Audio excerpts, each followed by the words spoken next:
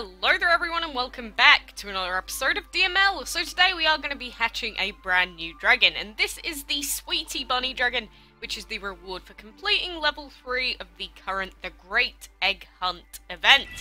But we'll open this chocolate covered egg up and we see this bright pink faced Sweetie Bunny right here with like some weird cotton candy for a tail.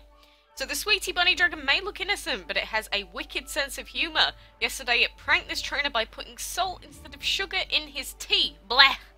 That is kind of disgusting actually, and the thing with the Sweetie Bunny is it does look like bright pink, fluffy, adorable, but it's an earth, shadow, and light element dragon. A very interesting typing for a dragon that looks like this, I have to say, and like I said, its code name is the Abomination Dragon for me.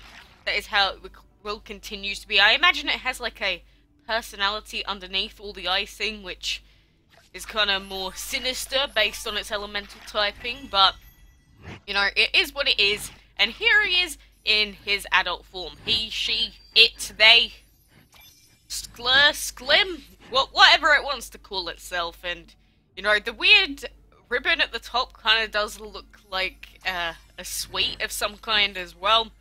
Very strange dragon indeed, as you guys know, but we did get this dragon very quickly, and we got it for completing tier 3, like, well, level 3 literally forever ago at this point. And at the moment we are on level 5 of the event, and I have opened one chest so far on level 5, not quite that lucky. We didn't get it in the first chest on level 5 quite yet, but we need to collect the little eggs that are going around. We have gold to collect. We also have a lot of food to collect as well. But because we have so much food to collect and we also need to breed a dragon, I'm actually going to speed this stuff up. So I'm going to go over here, put in 6-hour food, and then we are going to use Kronos. And then, actually, I think I've got everything ready that I need to, or that I want to at the very least. Yes, looks like we do. There we go, and unleash. And now we can take that egg out of our hatchery, breed another guy, and then we will be good to go. And during the event, I've actually just been breeding, or trying to breed the Briar, because there's no outright best breeding combination at this point, honestly. So, you know, might as well do it anyway. So collect food is done, and now we can put in some more 6-hour food. It really is. My gold is going down so quickly, but you know, if this works for the event, I'm gonna do it.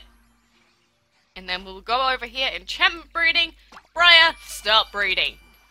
19 hours is a little bit longer than I would like it to be, of course, but, you know, I've done it to myself, it is what it is. I just can't be bothered to deal with coming back every half an hour or whatever. So all that we have left is catching creatures and collecting gold, so that's not bad. I am going to head up on this side, and I believe I can't do these two fights. I don't think we can use plant for those two, but the path to go around them is actually pretty cheap, apparently. So, you know, going to be easy peasy lemon squeezy to deal with that. We can do this fight, though, so we might as well just do it for the sake of it, since we're going to have to do it eventually. And we can actually still kill these dragons, even with plant, which is actually quite funny. Like, even though these dragons resist Andy, we can still one-shot them, pretty much. Which is, you know, just shows how strong Andy is in general. But, no, that's just Shadow and Plant in a nutshell. Because obviously you can just pretty much one-shot everything. Especially non-legendaries and stuff. Pretty good. I'm happy with that. And then this guy is just gonna... He's dead. This X-ray is dead as a dodo. Go kaput. Get double infected, bro. And there we go. That one's easily done. And this one we can also use Andy for as well. So we could do this middle fight here. I believe we could also do the middle left-hand side fights with Andy, but the other fights will require metal. So, you know, that's pretty much as far as we could go. So we are going to have to skip those fights if we need to get to those chests. So I'm hoping and praying that we can get the key as fast as possible, just so that we can guarantee ourselves the woolly dragon.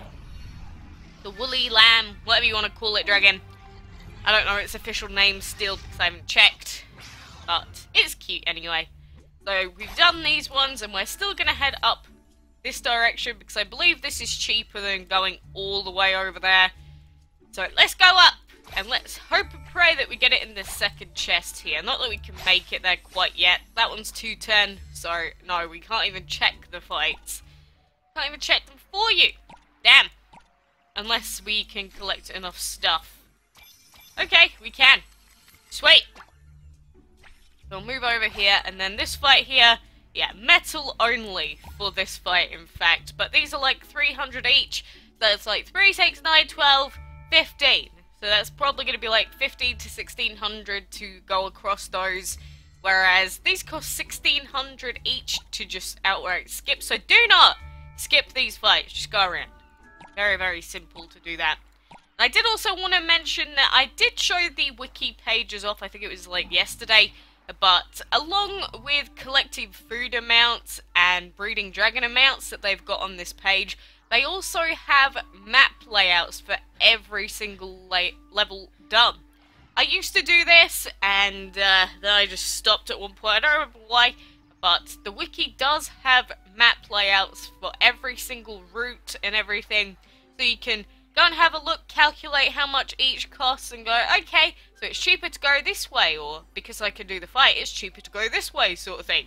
And, of course, it does tell you what elements are allowed for each of these pathways as well, so you know exactly what they're talking about when they say far right, or bottom left, you know it's these three, middle left, you know it's that one, and then top left is going to be that path there, for example. So make sure you check it out, and it will help you greatly.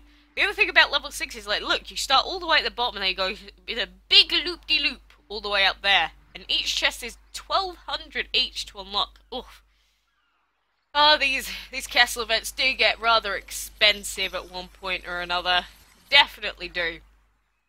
But let's take this out of the ruins, because since we did speed up with Kronos, these got sped up as well. So come on, give me a shard. Give me a shard. If you're not going to give me a key, give me a shard. You know you want to. Be nice. Nah, no luck. Of course.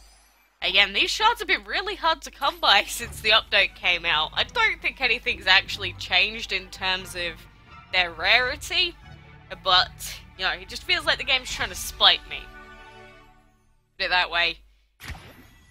And we will claim this.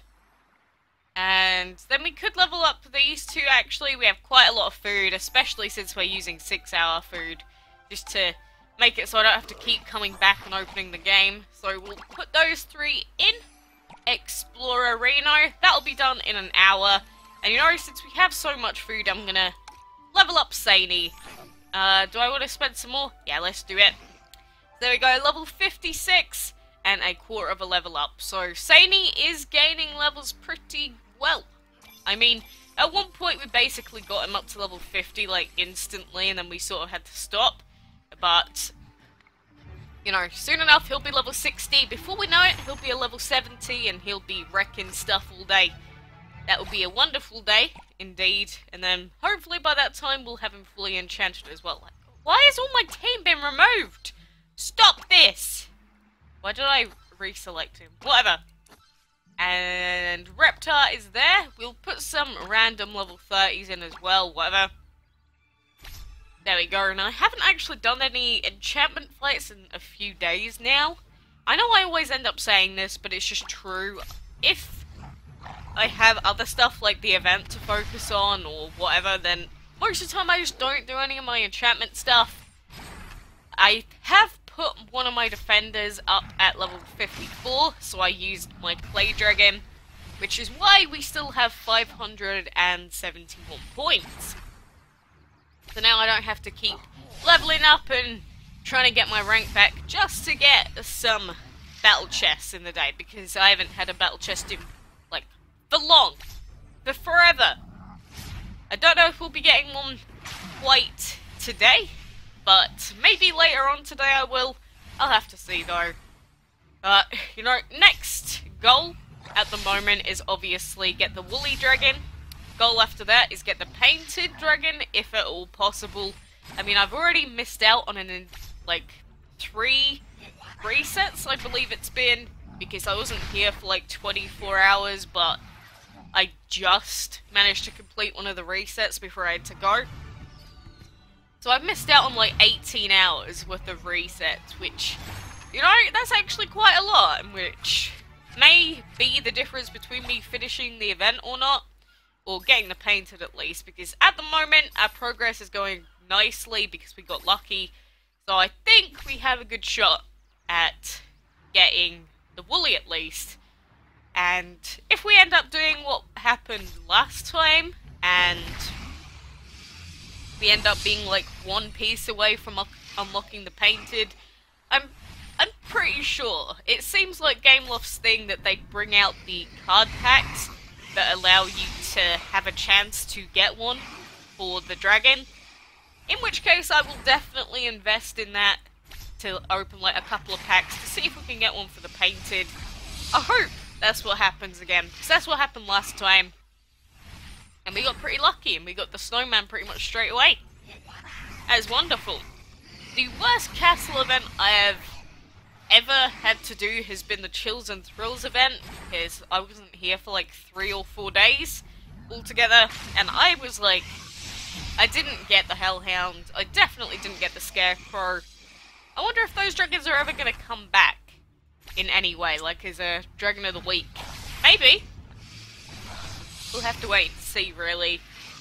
But, assuming I'm not gone for like a few days again, I think we got a good chance of finishing off the stuff for this event.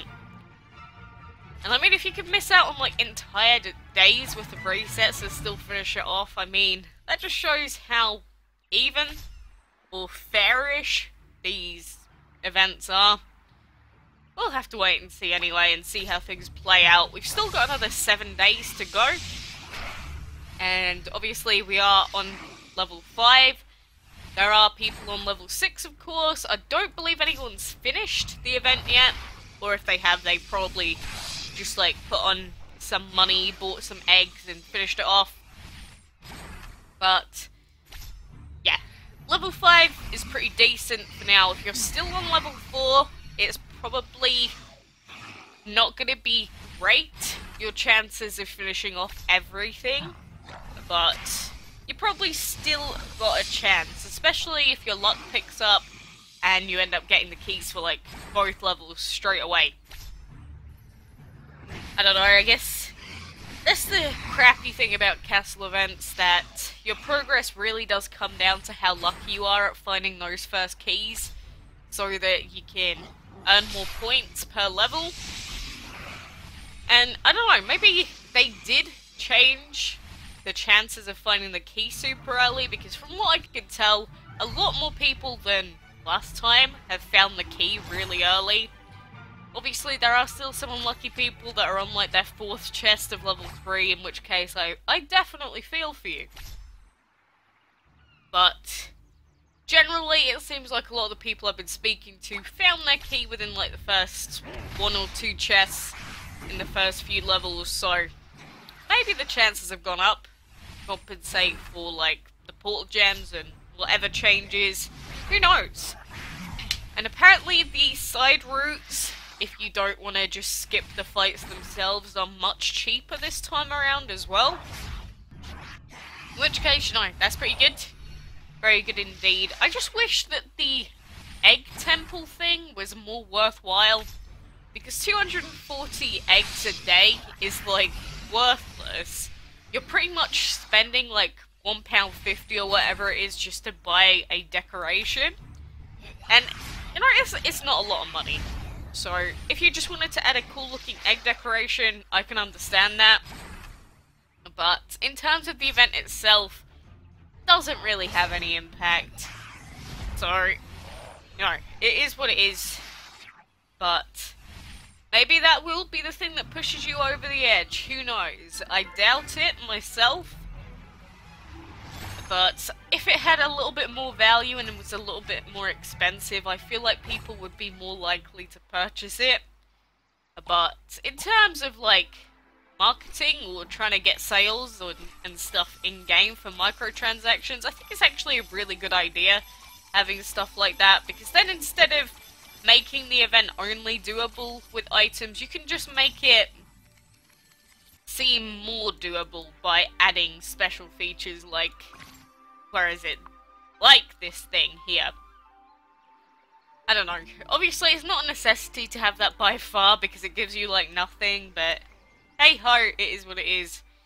And for this tier now, well, this set of items, all that we have left is collecting gold and catching creatures, so, you know, I'm just gonna have to do those over the span of the next 4.5 hours. It's gonna be boring, it's gonna be whatever. But next chest, we're going for this one in the top, like the top right. We've already been bottom right, now we're gonna try top right. The path after that I'm going to try is probably going to be this one because there's no fights. And then we'll try this one over here. Triple fight. Gosh. Well, if you got metal dragons, then kudos to you. I don't personally like them all that much, but hey, it is what it is. So for now, guys, thank you very much for watching. Good luck with the rest of the event, and good luck with unlocking all of the dragons more specifically. And, you know, let me know how you're doing in the event, and if you need any help or advice, then obviously I'll try my best to give it to you as well. But, for now, thank you very much for watching, and until next time, I will see you then.